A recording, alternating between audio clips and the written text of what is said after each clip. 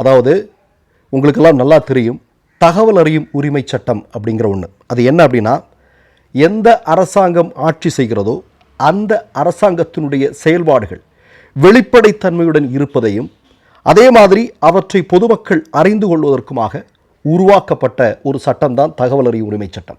இது யாருடைய ஆட்சி காலத்தில் கொண்டு வரப்பட்டது? காங்கிரஸ் ஆட்சி காலத்தில் கொண்டு வந்தது. இந்தியாவில் இருக்கக்கூடிய கம்யூனிஸ்ட் கட்சிகள் உட்பட பல்வேறு கட்சிகளுடைய அழுத்தத்தின் விளைவாக காங்கிரஸ் கட்சி கொண்டு வந்தது தான் இந்த தகவல் அறியும் உரிமை சட்டம் அப்படிங்கிறது. இது இந்தியா மாதிரியான ஒரு ஜனநாயக நாட்டில் இருக்கக்கூடிய மக்களுக்கு மிகப்பெரிய அதிகாரத்தை தரக்கூடியது.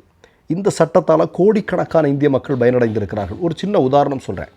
இப்போது ஒரு பஞ்சாயத்தில் நம்ம ஊருக்கான ஒரு விஷயத்தை போய் நம்ம கேட்குறோம்.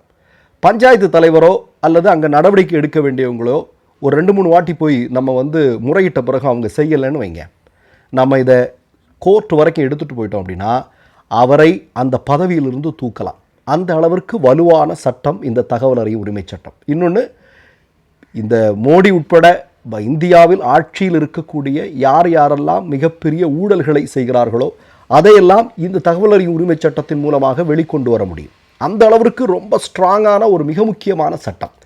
இந்த சட்டத்தை நீர்த்து போவதற்கு, இந்த சட்டத்தை சீர்குலைப்பதற்கு மோடியினுடைய அரசு இப்போது முயற்சி செய்திருக்கிறது. இதற்கு எதிராகத்தான் இன்றைக்கு 130 பாராளுமன்ற உறுப்பினர்கள் களத்தில் வந்திருக்கிறார்கள். அதாவது என்ன மாற்றங்கள் கொண்டு வராங்க அப்படின்னா, தனிப்பட்ட தகவல்களுடன் தொடர்புடைய அனைத்து தகவல்களையும் பொது நலனையோ அல்லது வேறு எந்த விதிவிலக்கையோ கருத்தில் கொள்ளாமல் அரசு அமைப்புகள் மறைக்கலாம் என்பதுதான்.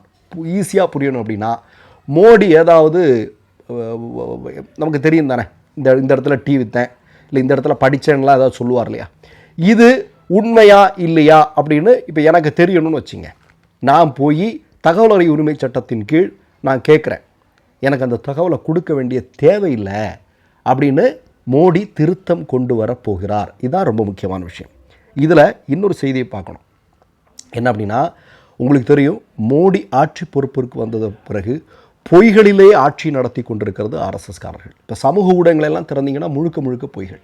இப்போ சமீபத்தில் கூட எலன் மஸ்கினுடைய ஒரு உயர்ந்த தொழில்நுட்பம் சமீபத்தில் அறிமுகம் செய்யப்பட்டது. அதில் போயிட்டு சுதந்திர போராட்டத்திற்கு ஆர்எஸ்எஸும் பங்குன்னா இல்லைன்னு சொல்கிறாங்க இல்லையா.